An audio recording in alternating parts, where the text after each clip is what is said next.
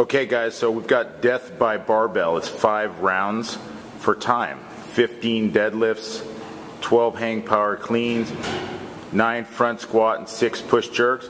We've got the 2 categories. Intermediate for men, 115, for women 75, and the advanced 135 for men, 95 for women.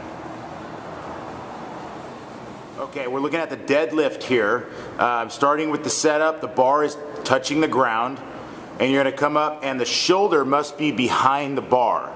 So that judge, of course, is standing at 45-degree angle here, touching the floor, and shoulder behind the bar at the top, hip is all the way open.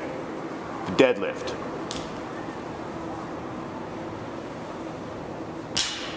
A few of the no reps that we're going to see is that you're short at the top, the hip's not all the way open, or that the shoulder is not behind the bar, obviously, on these, okay? So that is the most common flaw, and then we'll make sure that bar is touching the ground each time.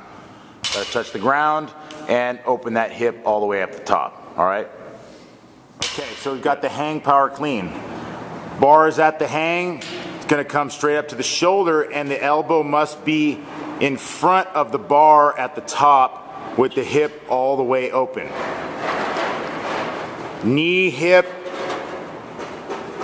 are all the way open at the top. Knee and hip open at the top, and the elbows are in front of that bar in the rack position. Hang power clean. So now we're going to look at a few no reps on the hang power clean. So let's say you're starting here below the hip, good, and maybe you're short at the top, so the hip's not all the way open. No rep.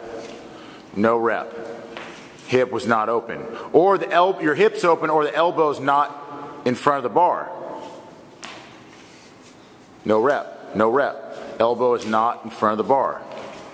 Okay, so those are the 2 errors we might see here. Okay, we're looking at front squats now. You're starting at the top with the hip, knee open, going into a full squat. So that hip crease is below parallel. We're looking slightly below parallel here, guys. There should be no question whether you're deep enough, because you're slightly below parallel on the front squat. Okay, so let's look at a few no reps on the front squat. So it's either going to be at the bottom or the top, right? So it's either not a full squat. So let's see a couple. Nope, no rep. No rep. No rep. Or at the top, where you're not opening the hip all the way up.